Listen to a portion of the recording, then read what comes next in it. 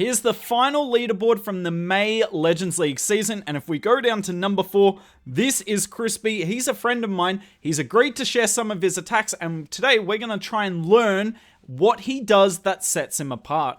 I'm sure a lot of you Town Hall 17s recognize this toxic double Rage Tower base that is ever present in the meta. But let's see how Krispy takes it down. Having a quick look at his army comp, there are a few things that stand out. One, the troop launcher, which we'll talk about in a bit. But two, the 2 witches. You don't see witches used ever at Town Hall 17. So let's see what sort of funnel Krispy can set, because I mean, this attack strategy in Root Riders in general is all about the funnel. That's why we're starting off with the Royal Champion Charge here to set a beautiful funnel. Now, the hero equipment here is the Rocket Spear and then the Electro Boots. And this is the best combination if you're doing a short Royal Champion charge. So basically up to about 7 invis, this is the best combo. Once you get beyond that, the Haste Vial is better because you get the passive stats on that. Giant Arrow comes across the base. Notice how it removes the sweepers that would have been facing our healers. That's going to make the healing so much easier. And if there were invis towers on the base, we would make sure that we activate those with the Giant Arrow. But we got the Troop Launcher here, and I want you to watch this. So the Troop Launcher aims, and a balloon appears out of it. We pop the Warden ability with the balloon in it. Here comes another balloon from the Troop Launcher, and look at this. They're pulling so many red bombs. I count 5 red bombs were pulled by those 2 balloons from the Troop Launcher. And that is worth so much, because that could have killed our healers. And if the healers die, your Root Riders are so vulnerable. But the Troop Launcher just almost makes it impossible to lose any healers. I mean, obviously you're going to lose some eventually, but it makes it impossible to lose more than 2 or 3. And if you've got at least three healers up, I'm telling you, this attack strategy is nearly foolproof. However, you're not going to see him use the Troop Launcher in every attack today, and that's why I really wanted to show you guys these attacks, because you're going to see he uses some other siege machines extremely tactically, and it allows him to take down some awkward funnels on the base. This is a completely different base here, very toxic back end Rage Tower. Let's see how Krispy goes about it. So, got the Royal Champion Charge on the top side here, and look at how the base is set up, right? It's set up to be almost impossible to path both the Royal Champion and also Root Riders towards these multi-infernos because there's storages in the way. Now, unfortunately, Krispy has to waste an invis spell there, actually 2 technically, because the Royal Champion targeted the Barbarian King. And this is why it's really nice to have 5 invis spells with the army rather than 4, just in case something happens that you can still get a lot of value, even if you have to waste 1 or 2 of them. Some of the time, the Fox is incredibly stupid, because we do want to keep the Fox alive for the Root Rider portion of the attack, because if the Fox is alive, it will get healed up in the Healing Tome and make your Royal Champion just about unkillable. Now, let's pause it here. As you see, the Giant Arrow is about to go dead down the middle of the base. If we spam the Root Riders straight into this monolith, it would be like they would naturally go out of the base. Obviously, we could attempt to funnel all this, but there's just not amazing funneling through the base here. So what Krispy's going to do, we can watch this Giant Arrow. It removes one of the air sweepers. He uses the log launcher. We got the skeleton spell in front of the monolith to neutralize that. Then we're going to have the Root Riders on the left here, and then we're going to have the King even further on the left. And that's why the Snake Bracelet is so nice with this army, because it's a mega funneling piece of hero equipment. And you don't need the Queen with the King to set a good funnel. The King can set a perfectly fine funnel on his own. And the log launcher's opening up all the walls so that the Queen can go right into the center of the base here. The Yetis come out and tank for her. And even though none of them are in the Eternal Tome, it doesn't matter at all, because these Root Riders with the Queen are going to path amazingly through the base. Actually, some of them split off with the King, but still, it is working out okay. In case you weren't convinced of how good the King is, look at him. He's still nowhere near going to ability. The passive stats on the Snake Bracelet are frankly absurd. You just almost never need to use the active ability. Mega funneling tool, and like I'm going to keep saying, if you funnel your Root Riders, you 3-star. Royal Champion ability goes off. We want to use that Rocket Spear to not only take out defenses from a long way, but to allow the Root Riders to get back in front of the Royal Champion. She's faster than them, so she'll often get in front. So we allow the Root Riders to get in front whilst the Royal Champion's going after long-range defenses, particularly if it's like the geared-up cannon or the Town Hall, who do a whole lot of damage and you want to take them down quickly. I mean, look at how much is still up here. Crushed. All, well, partly in thanks to the log launcher usage.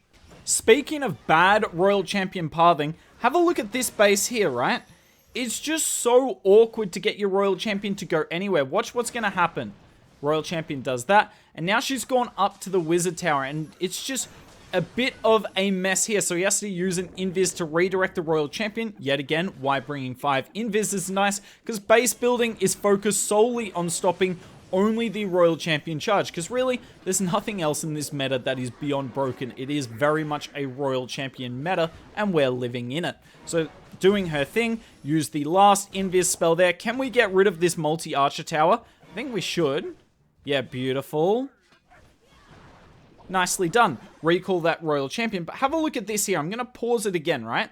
So we've set up funnels to either come from 2 directions, either up here, but we're dealing with the CC early, and the attack will just feel like it moves super slow. We'd have to use our Warden ability early when we're not taking much damage. Or you can come in from here where there is a fair amount of damage, and it makes sense to pop the Warden ability there.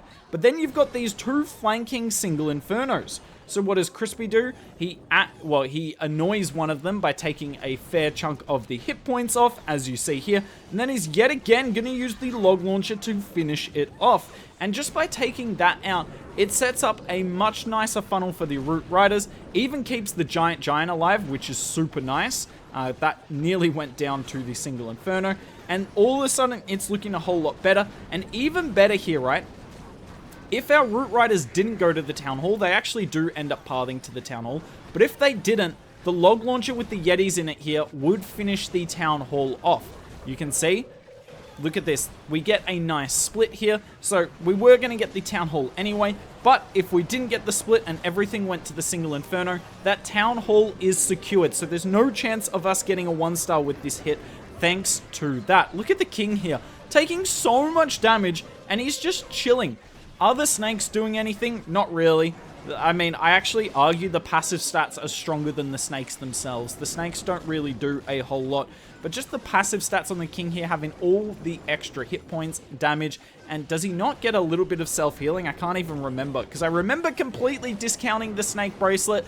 I don't think I was wrong, because there's not really many cases for it, but I was definitely wrong when it comes to this, because yeah, it is so strong with this army. Obviously, if you don't have the snake bracelet leveled up, because most creators have been telling you not to waste your ores on it, the Earthquake Boots is like a fine replacement. The snake bracelet isn't why there's 3 stars. It just makes it even more difficult to fail, is the best way I'd put it.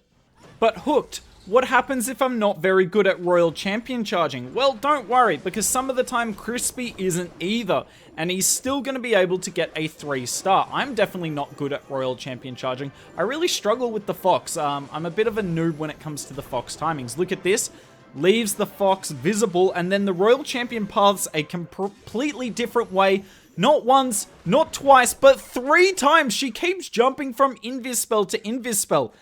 And honestly, that's one of the, like, he does get the Town Hall, so obviously that's high value, but that is extremely low value for that Royal Champion charge, given he invested 5 invis spells and also a recall spell, and he lost the Fox as well. So, let's see, I mean, look at the base that's left here. So much base, double Rage Tower. Are the Root Riders going to be able to get across it? I mean, I'm not going to try and pretend there's mystery here. You know they will, otherwise I wouldn't be putting this in the video. But to what degree? I guess we'll find out in the next 80 seconds. So the push coming in here straight into the Rage Tower. So we're forced to pop the Warden ability early. What I like about this army comp Krispy has is he does have a poison spell in it. A lot of other Root Rider armies, particularly Stars, Gaku, they don't bring the poison spell, which means if you run into bases with a lot of furnaces, you can get in a whole lot of trouble. Those furnaces are a pain to deal with when you don't have a poison spell. So I like the safety net in this army here. Booger pulls a few red bombs. the troop launcher's not going to get the red bombs all the time. So that's why you've got the Sneezy there as well as the Boogers. And look, these healers, they do finally take a Seeking Air Bomb, but it's too late for this base. I mean, it's completely over. One thing I realized I should have talked about but didn't is the Witches. You can see the Witches on the outside of the base here, used with the King generally, just to help set a funnel, not only to help funnel the King, but also tank for him, because if you've got both skeletons and the snakes, I mean, how is the King ever meant to go down? So I do like the Witches in this, but if you drop the Witches and brought an extra Root Rider or a couple of extra Valks, I'm sure you wouldn't see that much of a material change. Fact of the matter is, though, Krispy knows better than all of us. This man finished 4th in the world last season, and I have never even dreamt of finishing that high. So congrats to Krispy. In fact, let's get some spam in the comments below saying Krispy GOAT.